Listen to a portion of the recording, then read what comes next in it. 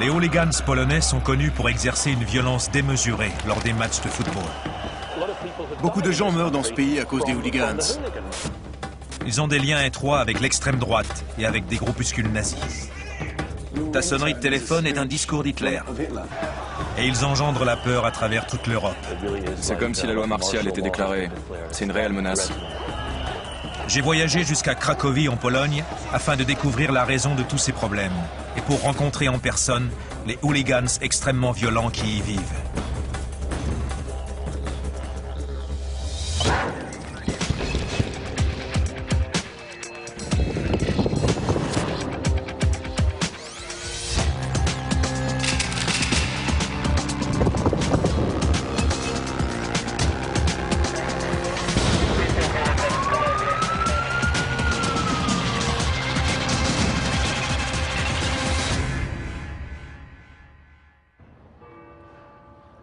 Cracovie est une ville charmante qui possède un patrimoine mondial.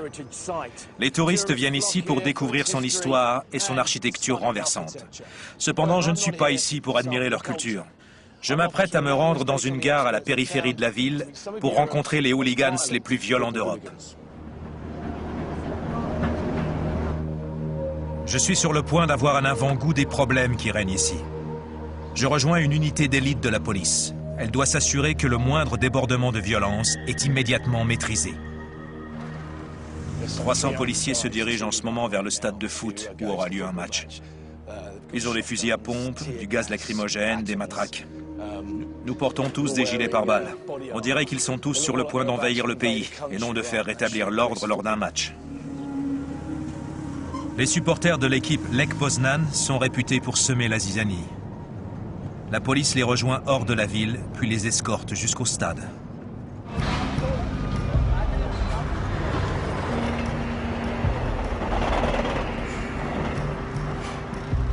J'accompagne la police pour rencontrer des centaines de supporters déchaînés. Aujourd'hui, une des équipes de Cracovie, la Wisła Kraków, joue contre la Lech Poznan. Les supporters de cette dernière ont effectué 400 km pour venir ici. Une fois sur place, ils sont fouillés, montent dans des bus et sont escortés par la police jusqu'au terrain. J'avoue que si j'arrivais en train dans cette gare, je n'oserais pas descendre et je rentrerais chez moi aussi sec. Un signal informe les policiers que le train rentrera en gare dans 5 minutes.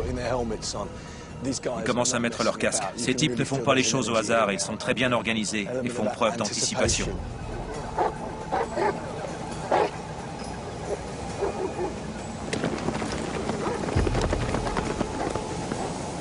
Le train que nous attendons depuis un moment est enfin arrivé. Le voyage des supporters a déjà duré 5 heures.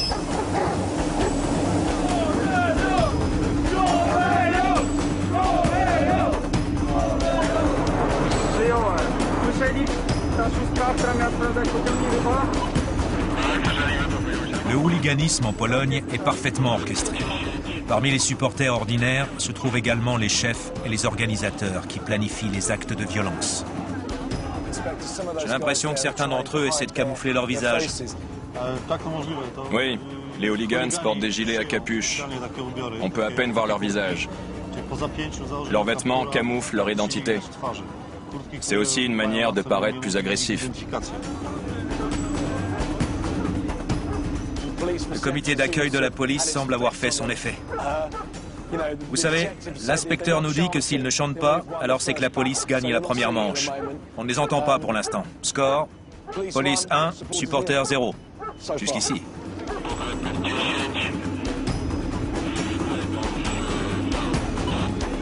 Passez devant, puis allez au fond.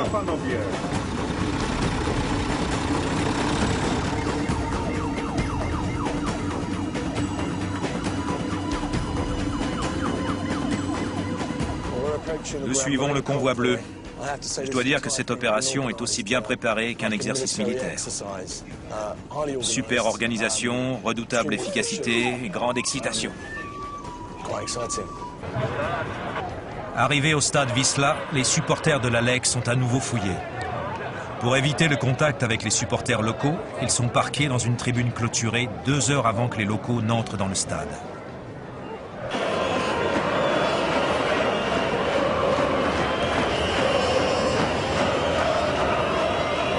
La sécurité est extrêmement renforcée.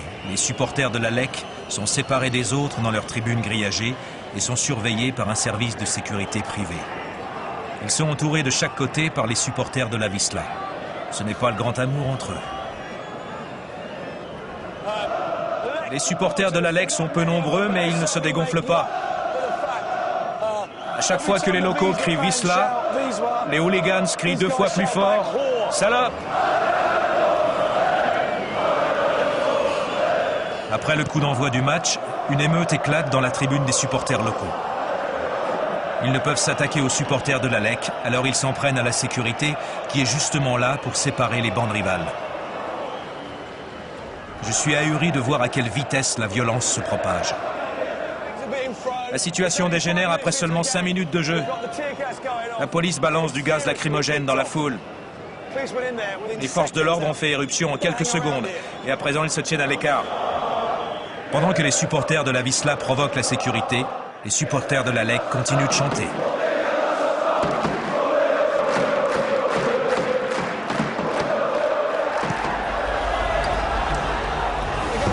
Ils les gazent encore, regardez, c'est complètement fou.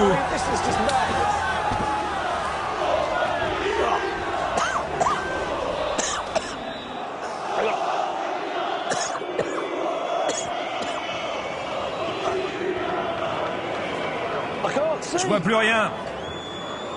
J'ai pris du gaz dans les yeux. Oh merde. La sécurité est regroupée dans un coin. Les supporters les ont fait reculer et les attaquent. La sécurité est en sous-nombre.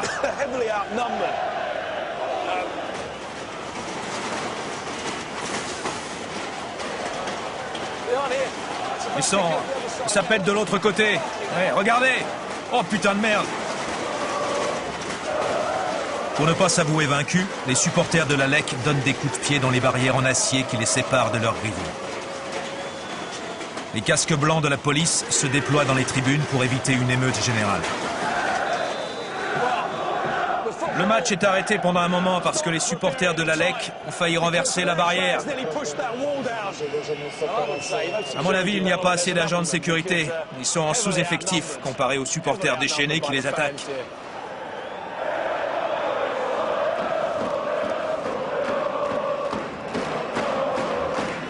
Le journaliste Bob Graham connaît parfaitement les hooligans polonais. Je me suis arrangé pour obtenir un entretien pendant le match. Dites-moi Bob, ce qu'on vient de voir à l'instant, ça fait partie intégrante du football polonais? C'est un samedi après-midi de match tout à fait normal. Cette situation est habituelle. C'est un rituel traditionnel pour les bandes rivales. Vous voyez comment les policiers tiennent leur matraque. Ils sont sur le qui-vive. Il y a une telle haine entre les différents clans de supporters que les policiers sont contraints d'intervenir. Ils sont au milieu du conflit. Durant des années, nous avons eu des problèmes au Royaume-Uni avec les hooligans. Ceux de Pologne sont-ils différents? Comment agissent-ils? Ils sont terribles. Ils sont particulièrement destructeurs. Ils blessent, ils poignardent. Beaucoup de gens ont trouvé la mort dans ce pays à cause des hooligans.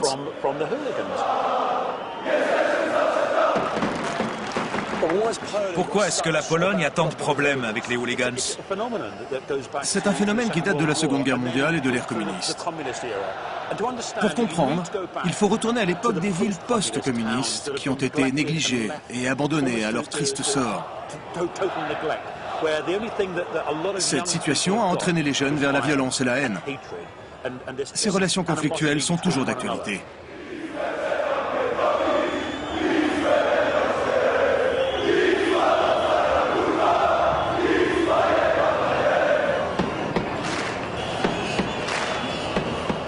Il est évident que la violence est endémique. Le niveau de haine semble incontrôlable, et je veux comprendre pourquoi.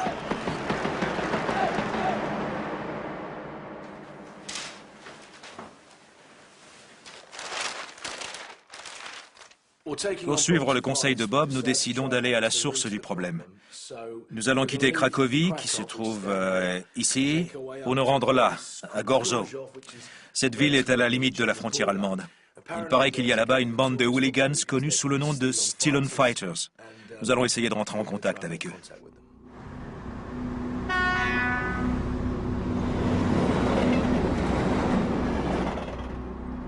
Gorzo est considérée comme la ville polonaise oubliée. Elle a un lourd passé. Avant la Seconde Guerre mondiale, elle appartenait à l'Allemagne d'Hitler.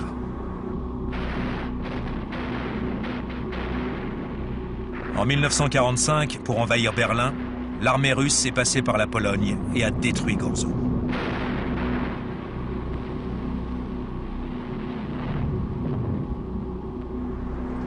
Une fois sa reconstruction achevée, Gorzo est tombé aux mains des dirigeants communistes.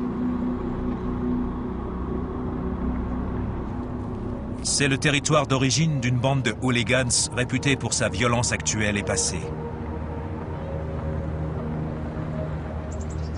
Je veux les rencontrer pour savoir pourquoi ils combattent et pourquoi la Pologne lutte pour les contrôler. J'ai été mis en contact avec un homme qui s'appelle Tomek. Il prétend être en relation avec les hooligans locaux, les Steel-On Fighters. Votre simple présence ici pose un problème. Qu'est-il arrivé à ton visage? Bah, c'est pas évident ici. Les gens sont un peu remontés. J'ai salué des types qui traînent dans le coin. Ils savaient déjà qu'on allait tourner un reportage et ils m'ont tabassé.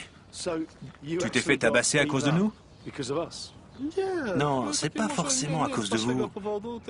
Ils sont énervés parce qu'ils n'ont pas été concertés avant votre arrivée. Ces 3 dernières années, Steel-On était juste connu pour leur hooliganisme. Aujourd'hui, ils se sentent au-dessus des lois. L'équipe Steel-On Gorzo est en 3e division, ce qui n'empêche pas les Steel-On Fighters d'avoir la réputation de se battre contre plus fort qu'eux. J'appréhendais notre rencontre. Mais à présent, c'est inutile parce qu'ils savent déjà que nous sommes là.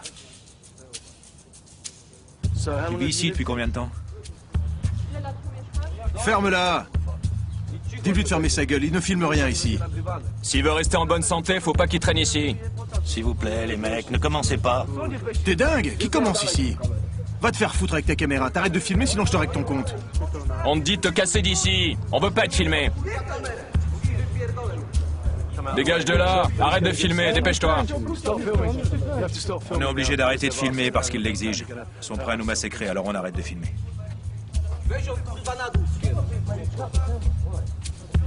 Arrête de filmer. C'est éteint. Pose cette merde ou je t'explose. Ça s'est mal passé. Vu leur réaction, il est clair qu'ils ne veulent vraiment pas de nous ici. Il discutait avec Tomek et tout d'un coup, un type a débarqué et a poussé la caméra, puis un autre est venu aussi. Il paraît que c'est le mode de fonctionnement des gangs. Ils arrivent à 2 ou 3, puis se retrouvent à 12 ou 15. C'était des Steel-On Fighters. Ils se font appeler les Hoolies. Ce sont eux les supporters du club de foot local. Nous pensions qu'en étant en présence de Tomek, nous n'avions rien à craindre. En réalité, ce n'était pas le cas. Nous les avons énervés, donc il a fallu partir.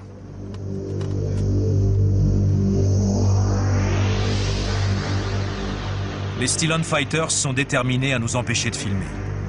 Mais nous n'allons pas nous arrêter là.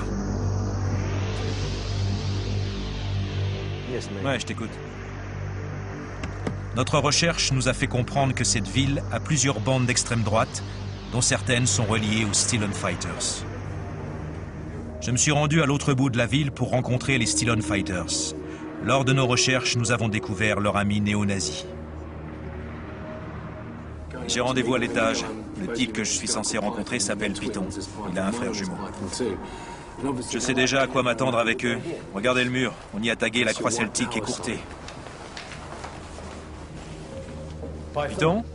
Oui, c'est moi, salut. Roskeb, ravi de vous rencontrer. Suis-moi. Ce groupuscule fait partie de la marée croissante qui balaie la Pologne. Ils ne se considèrent pas comme des hooligans, mais comme des skinheads. Ils combattent aux côtés des Steel-On Fighters et supportent la même équipe de foot. En revanche, leurs convictions sont différentes. Python, peux-tu m'expliquer ce qui t'a poussé à adopter cette idéologie? Qu'est-ce qui t'a poussé à devenir ce que tu es aujourd'hui? J'ai jamais aimé les autres races. Par exemple, croiser un noir dans la rue, ça me dérange. Ils fourrent leur nez partout. Je les déteste. C'est pour ça que je suis devenu un skinhead. Je n'ai pas vu de noir dans le coin. Pourquoi tu les détestes? Pourquoi ils ne t'intéressent pas? Je hais les autres races. J'aime pas la couleur de leur peau. Ils vivent dans ma ville. Je pense que les Noirs devraient rester chez eux. D'accord. Et qu'est-ce que tu penses des Juifs? Tu les détestes aussi? Oui, parce que les Juifs fourrent leur nez partout. Ils veulent être les meilleurs dans tout. Ils n'ont pas de pays à eux. Eh les gars, ce pays, la Pologne, est connu pour ses camps de concentration, pas vrai? Il n'y en a pas eu assez. Ils n'ont pas pu se débarrasser de tous ces parasites. Ils n'ont pas gazé assez de gens. Ils devraient recommencer.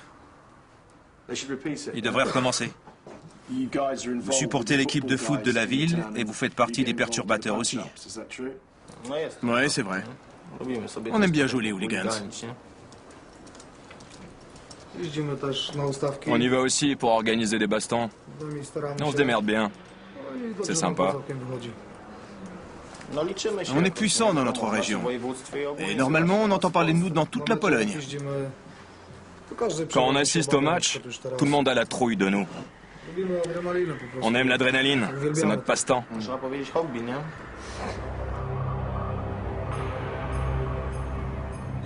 Les communistes qui usinaient une plante appelée Stilon procuraient la plupart des emplois de la ville. Le chômage aujourd'hui à Gorzo est environ de 20%. Depuis l'effondrement du communisme, des militants d'extrême droite se soulèvent dans toute la Pologne. Les gars ont un rencard avec des sympathisants nazis dans un pub local et ils m'ont invité à se joindre à eux. La propagande de l'idéologie nazie en Pologne est illégale.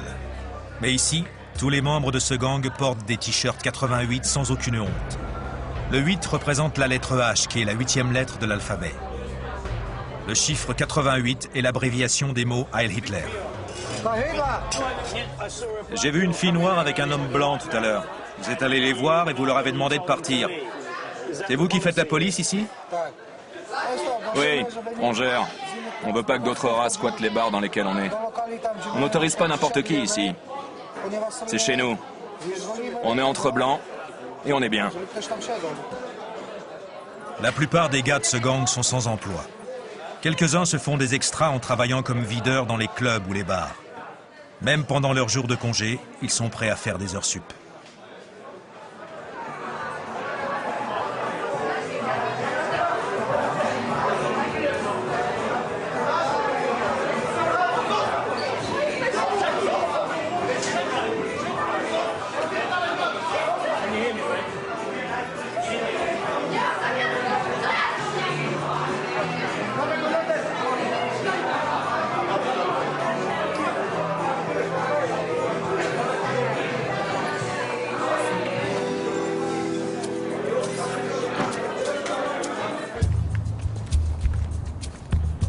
L'histoire a démontré que les militants d'extrême droite prennent du pouvoir lorsque l'activité économique est en baisse.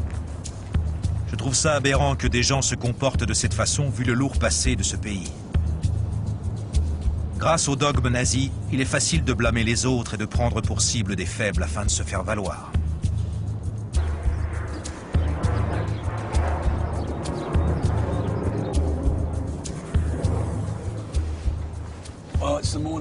On est le lendemain matin de notre rencontre avec les néo-nazis.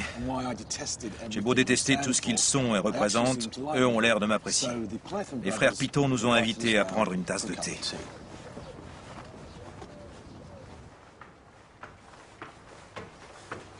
Trois générations de Piton habitent sous le même toit. 5 adultes, un bébé et un chien vivent juste au-dessus de la boulangerie, dans un petit 3 pièces. Bonjour. Salut. Salut. Bonjour. Bonjour. On y va? Oui, volontiers. Avance le chien.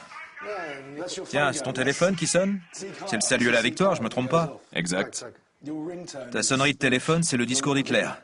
Oui, c'est le Führer. Il y a un sigle sur le mur. C'est la croix gammée. Ça, c'est un brassard SS. Il y a une cuillère gravée à l'effigie de la Wehrmacht, l'armée allemande. C'est votre maman? Enchanté de vous connaître. Bonjour. Vous êtes fier de vos jumeaux, n'est-ce pas? Oui, je suis fière de mes garçons. Mais je suis pas fière de ce qu'ils font. Vous vous inquiétez pour eux? Bien sûr. Je me demande toujours s'ils vont rentrer ou pas, s'ils ont blessé quelqu'un. C'est l'instinct naturel d'une maman. Piton est pizzaiolo à mi-temps. C'est le seul salarié de la maison. Lui, sa femme et son enfant vivent dans une de ses chambres. Comment vous êtes-vous rencontrés tous les deux? C'est simple. Il vivait à 5 minutes de chez moi. On a fait connaissance et il a voulu sortir avec moi. Ça a commencé comme ça. Quand vous êtes-vous mariés? On s'est mariés au bout de 6 mois. C'est l'amour avant tout. Oui, c'est l'amour avant tout. Tant mieux. Vous avez aujourd'hui de grosses responsabilités avec la petite. J'ai toujours voulu fonder une famille. Maintenant, on assume. Tu n'as pas peur quand il assiste au match? Si, j'ai peur. Des fois, je lui pose des ultimatums. Sa famille ou les matchs. Demandez-lui ce qu'il choisit. Je ne veux pas que ma fille voie son père derrière les barreaux. Elle a 1 an. Après plusieurs années de prison, elle ne le reconnaîtrait même plus. Ce serait comme si elle n'avait jamais connu son père.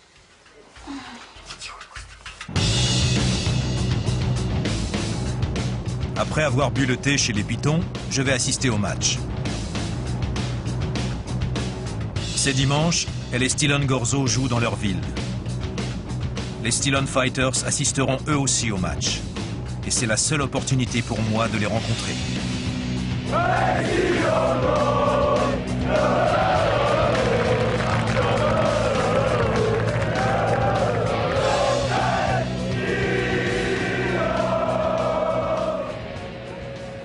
Nous nous rendons sur leur territoire, dans une tribune du stade.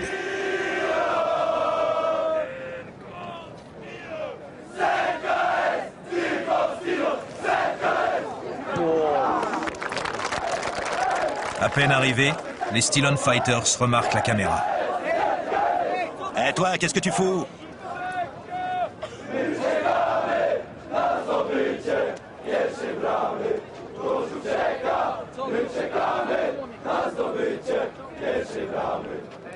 C'est moi qui l'ai en train de filmer, là? On m'a demandé l'autorisation? C'est bon, je savais pas. T'aurais dû le savoir. Ces types n'apprécient pas notre présence. Ils ont des masques ou des bandanas sur le visage. Ils tabassent à coup sûr les gens qui les dérangent. Et nous les dérangeons. Ça pourrait être une belle après-midi d'été, seulement il y a beaucoup de têtes brûlées ici.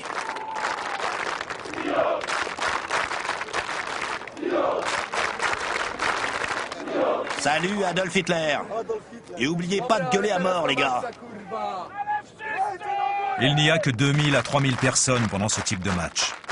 Pourtant, le degré d'agressivité me surprend.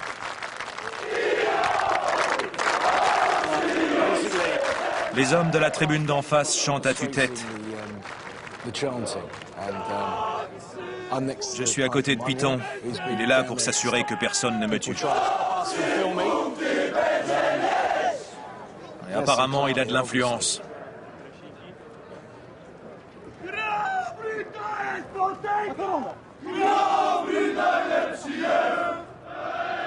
Les supporters rivaux arrivent, escortés par la police. Ils approchent et ils donnent plus l'impression de vouloir se battre plutôt que de voir le match.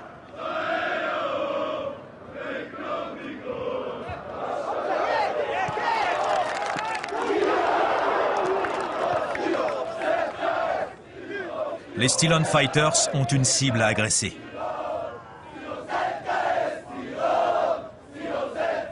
Les frères Piton ont réussi à persuader un des gars de la bande de nous parler, à condition que l'on dissimule son identité. Vous n'êtes pas très nombreux, mais on voit que vous êtes des passionnés. Pourquoi une telle motivation? On est tous issus de familles pauvres. Vous connaissez la pauvreté? Oui. C'est à cause de l'État, du gouvernement. Ils n'ont pas d'argent. Ils vivent dans la rue et c'est pas un endroit facile, ouais. C'est très dur.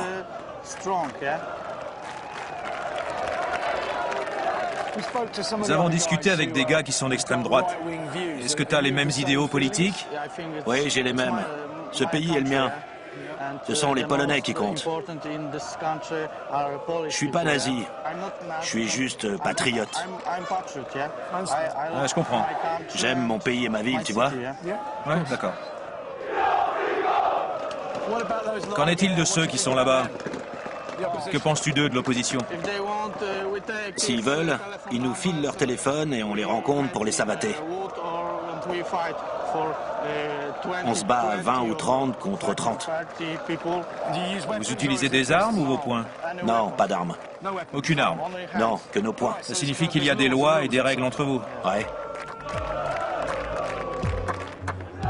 La présence en force de la police, même lors de petits matchs, peut réduire la violence dans les tribunes. Malheureusement, elle la déplace à l'extérieur du stade. Nous sommes parvenus à assister à une bagarre qui montre la haine qui existe entre les hooligans et qui engendre une telle violence. Ce sont des bagarres arrangées qui ont lieu dans des endroits secrets et dont la police n'a pas connaissance.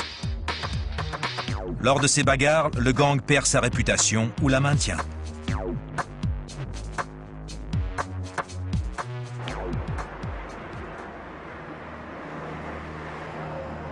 J'ai vu le niveau de violence qui entoure le football polonais et la façon dont les militants d'extrême droite infiltrent les tribunes.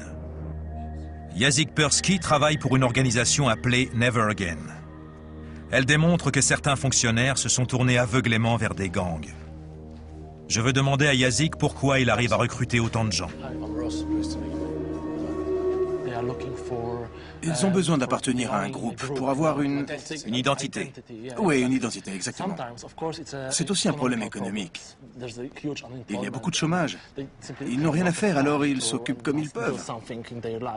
Et ils vont au stade pour se bagarrer. Ça devient leur raison de vivre. Tous les hooligans à qui j'ai parlé sont des militants d'extrême droite. Est-ce qu'il y a un lien entre les hooligans et les nazis? Certains organismes d'extrême droite ont des bénévoles. Ils vont dans les tribunes pour recruter de nouveaux membres. Ils savent que c'est l'endroit parfait pour prêcher leurs idéologies nationalistes et racistes. Vous pensez que le gouvernement ferme les yeux sur leur organisation d'extrême droite? Malheureusement. Un exemple avec la jeunesse polonaise. Ils ont baigné dans la culture skinhead. Et aujourd'hui, certains d'entre eux font partie du gouvernement. Attendez une seconde. Des personnes au gouvernement sont d'anciens skinheads. Oui, comme le ministre des Sports, Radoslav Parda. Cet homme a été skinhead et hooligan. Le pays accepte ça? Malheureusement, le pays accepte ça. Le franc-parler de Jacek l'a amené à devenir une cible privilégiée de l'extrême droite.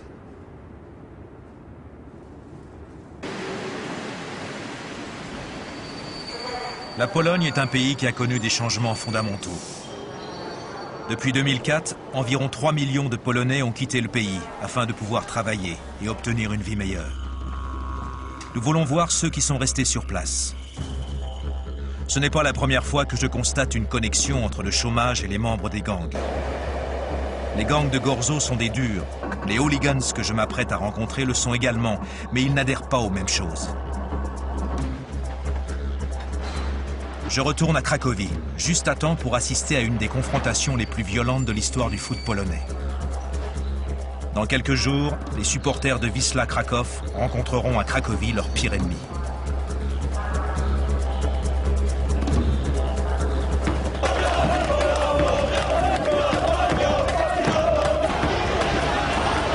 Les hooligans de ces deux bandes sont les plus violents et les plus craints dans le pays. Ici, les hooligans n'ont aucune règle et il n'y a aucun code d'honneur entre les ennemis. Le sentiment de haine est tellement fort qu'il entraîne la mort. En marchant, je me rends compte qu'il s'est produit une guerre de rue ici, car toute la ville est taguée avec des graffitis.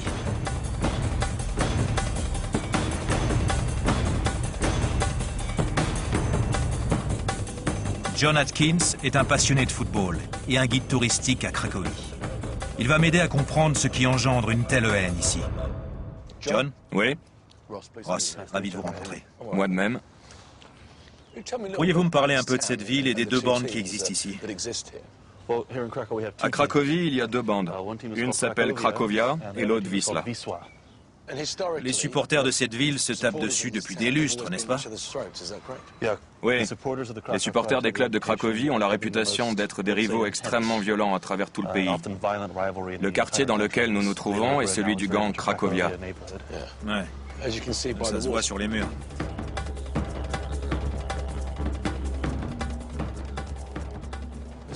John, le nom de Cracovia a le mérite d'être explicite. Oui. Mais il y a d'autres noms écrits sur ces murs. Là-bas, un supporter de Wisla a tagué Kurva après Cracovia, ça signifie pute. Les membres du gang Cracovia sont des putes. Cette ville de Pologne est différente des autres, n'est-ce pas? Par rapport au nombre de hooligans. Ailleurs en Pologne, il y a un accord passé entre les supporters. Ils n'utilisent aucune arme lors de leurs bagarres. Mais ici à Cracovie, ce n'est pas le cas. Ils prennent tout ce qui leur tombe sous la main. Des couteaux, des battes de baseball, des bâtons, des barres en métal. Est-ce que leurs bagarres sont préorganisées, comme dans certains endroits? Non, c'est spontané. En fait, à Cracovie, ils font ce qu'on appelle la polovania, qui signifie chasse, quelque chose dans le genre. Ils partent à plusieurs, 5, 10, 12 personnes ou plus pour se battre contre des supporters rivaux. John et moi sommes à présent dans le quartier des Wisla.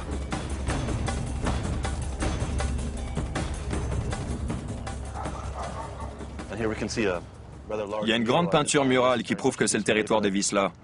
L'étoile blanche de Wisla qui apparaît au milieu signifie « Nous te montrerons une vision et t'offrirons un sentiment différent de ce que tu connais. La loyauté et la fidélité. » Qu'est-ce qui est écrit exactement? Aujourd'hui un ennemi, hier un frère. Qu'est-ce que ça signifie, John, tu le sais? Tu peux faire partie de la famille des Wisla, du club des Wisla, de la fraternité, mais si tu les trahis, que tu les quittes, ils ne te considèrent plus comme un frère. Tu deviens un ennemi. Donc c'est une menace. Quelque chose dans le genre, ouais. John, les équipes de foot Cracovia et Wisla s'affrontent dans quelques jours. À quoi ressemblera la ville à ce moment précis? C'est hallucinant. La police est partout, avec tout l'équipement, des gilets pare-balles, des matraques, des casques, des canons à eau. C'est comme si la loi martiale était déclarée. La menace est présente, l'atmosphère est tellement pesante, c'est hallucinant. Tout au long de son histoire, Cracovie a été envahie par différentes forces ennemies, et certaines sont toujours présentes. Elles vivent encore sous l'impact du régime communiste qui les a isolées de l'Ouest pendant plus de 40 années. Cracovie a été le siège de l'élite artistique et intellectuelle de la Pologne, dont les idées ont contredit l'éthique communiste de Staline. Un des premiers exemples de l'ingénierie sociale est la construction métallique colossale de Lénine qui a été construite aux abords de la ville.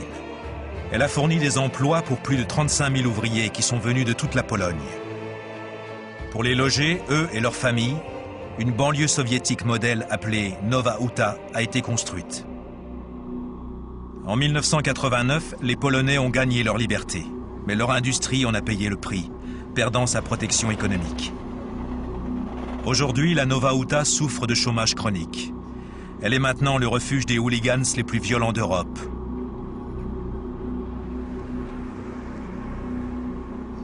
La bande est peu disposée à nous parler. La grande confrontation de Wisla-Cracovia est pour demain. Pendant ce temps, la sécurité s'intensifie partout dans la ville. John essaie d'organiser un entretien. Nous progressons petit à petit avec la bande de supporters Wisla. Ils nous ont dit de conduire jusqu'à un endroit calme de Nowa Huta et d'attendre leur appel. Nous allons arriver à l'endroit du rendez-vous avec les hooligans. Ils sont censés être là dans 5 minutes.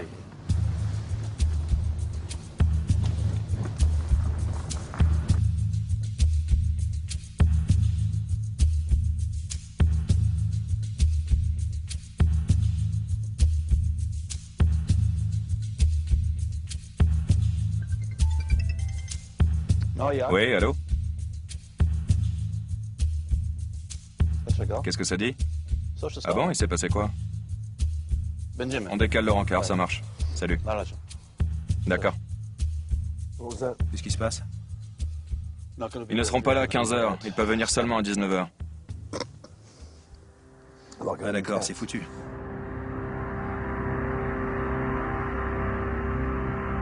Trois heures plus tard, ils appellent pour nous dire de nous rendre à un autre endroit de la ville.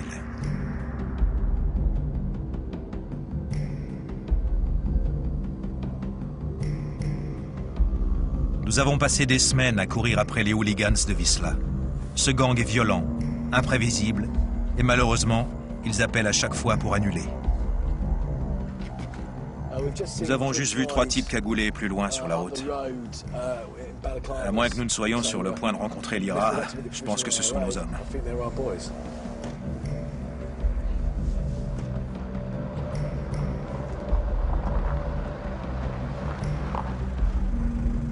D'accord, on attend. On attend leur coup de fil. Il dit qu'il attend le reste de la bande pour venir. Leur force est d'être nombreux. Il me rappellera dès qu'ils seront tous arrivés. Je suis censé y aller seul. Je peux pas t'accompagner? C'est ce qu'il a dit. Super.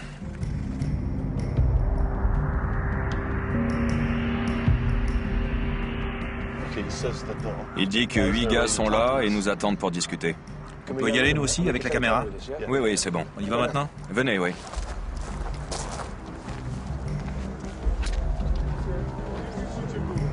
Pendant que nous nous avançons vers eux, une quinzaine d'entre eux sont postés sur le toit d'un immeuble et observent nos moindres faits et gestes. Ne filme pas les mecs sur le toit. Ils ne veulent pas être filmés. Non, non, la caméra me filme moi, juste moi, ok? Je vais vous poser quelques questions si vous n'y voyez pas d'inconvénient. La première, c'est est-ce que vous pouvez vous identifier? Pas dévoiler votre nom, bien sûr, mais me dire qui vous êtes et quelle équipe vous supportez. On est des supporters de Wisla, c'est tout. Vous êtes des hooligans, c'est ça? Vous vous attendez à quoi en allant à des matchs de foot? Ah rien. On assiste au match, la question est stupide. Ah, rien. Donc vous êtes des hooligans pacifiques? Tu crois qu'on va te dire qu'on va au stade pour buter des mecs? On regarde les matchs comme tout le monde. Non, non, je m'attends pas à ce genre de réponse. Ce n'est pas un bon signe, mes questions les irritent. Nous sommes en sous-nombre et il paraît qu'ils ont tous des armes. Est-ce qu'il y a une autre bande rivale dans cette ville? Notre plus grand ennemi, c'est Cracovia. Ouais. Et pourquoi ils sont vos ennemis? Pourquoi? C'est comme ça. Ça a toujours été comme ça. Les anciens nous ont appris ça. Ça se passe de génération en génération. C'est comme ça que ça doit être. C'est une tradition qu'on doit respecter et qui existera toujours. On va au stade de foot depuis qu'on est gosse. On se bagarre avec eux, ils se bagarrent avec nous. Ils nous haïssent, c'est la vérité. Des types qui se castagnent ne peuvent que se détester. Demandez aux Palestiniens pourquoi ils haïssent les Israéliens. Ils se détestent à cause de la foi, et nous c'est exactement pareil. Si vous marchez seul sur la route et que vous apercevez un fan de Cracovia, vous l'attaquez, vous lui tombez dessus. Ok, question suivante. La guerre continue ici jour après jour. Quand on les croise, il y a toujours de la tension dans l'air, 24 sur 24. C'est pour ça que nous sommes venus ici. Cette ville de Pologne est réputée pour être le refuge des hooligans. Ce que je ne comprends pas, c'est pourquoi ça existe. Pourquoi tant de haine? C'est incompréhensible. Vous pouvez toujours dire qu'elle se transmet, seulement pourquoi est-elle si intense? Pourquoi la haine est plus forte ici que dans toutes les autres villes de Pologne? Les plus grands fanatiques vivent ici. Ce sont des combattants, des guerriers. Les plus vieux clubs sont dans cette ville. La guerre est une habitude ici. Ce sont nos vies et la vie est belle. Chacun choisit sa voie. Nous, on a choisi celle-là. Ok, arrête de parler, c'est encore une question stupide. Désolé de vous saouler avec mes questions stupides. Ils commencent à se chauffer entre eux et ils deviennent d'une humeur massacrante. Ils menacent de s'en prendre à mon cadreur s'il n'éteint pas la caméra. Arrête de filmer, maintenant t'arrêtes de nous filmer. Arrête ton enregistrement, éteins la caméra, éteins la caméra.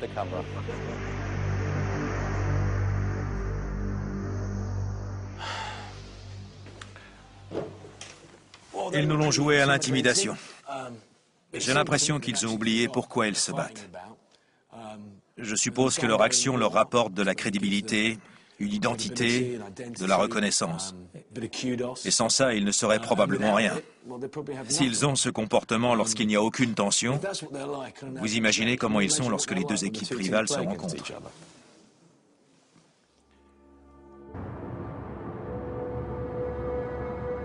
C'est aujourd'hui le plus grand match de la saison.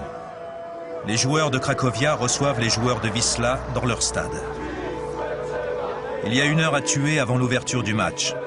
Les supporters de la Cracovia sont sur leur territoire. Les supporters de la Wisła sont sur le point d'arriver. La police tente par tous les moyens de séparer les bandes rivales.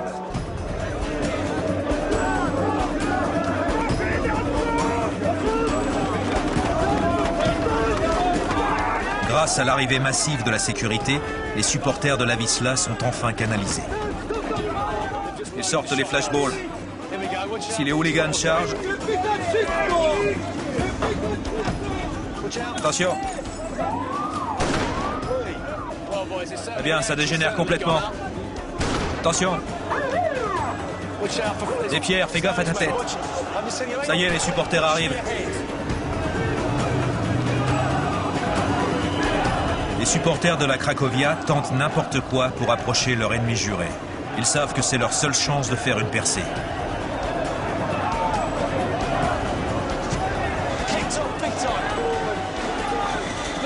C'est le coup d'envoi, regarde, regarde!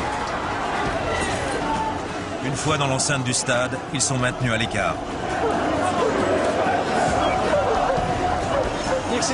Tu vois les bouteilles qui viennent de là-bas?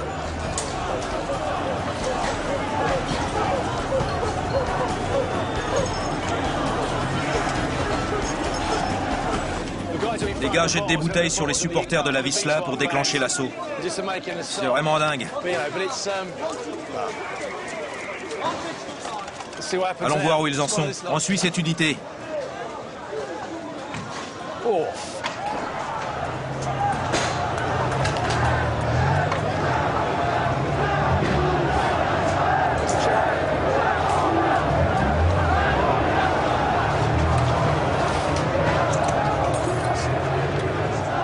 Attention, on veut se mettre à l'abri, on est en plein milieu de l'émeute.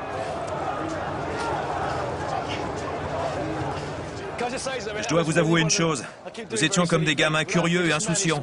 Nous sommes allés au cœur de l'émeute entre les deux bandes rivales. C'était courageux, Ross. Il y a une femme qui fait les poubelles et elle est tout à fait décontractée. C'est pas la première fois qu'elle voit ça.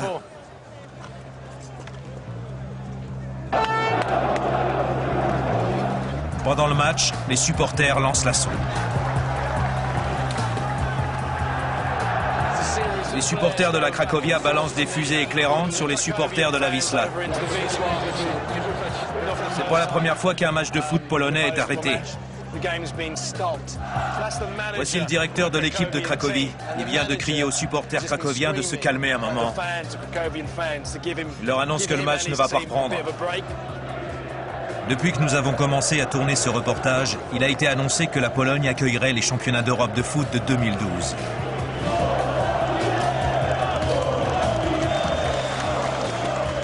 Les supporters de 16 équipes européennes viendront en Pologne en masse. Et ça risque d'être un sacré challenge pour les policiers d'assurer leur sécurité. La police se trouve à présent dans la cage des supporters. Ils les poussent sur le côté, de manière à ce qu'ils ne puissent pas atteindre les supporters de la Wisła. Ici, en Pologne, la plupart des vrais supporters viennent pour montrer leur dévotion avec énergie, mais sans violence.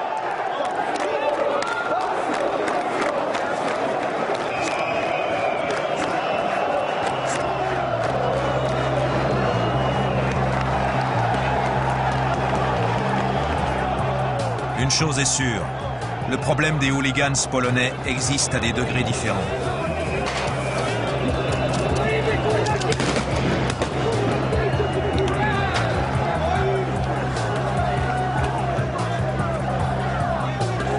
Il est facile de blâmer la situation économique ou le climat politique, mais des solutions doivent être trouvées.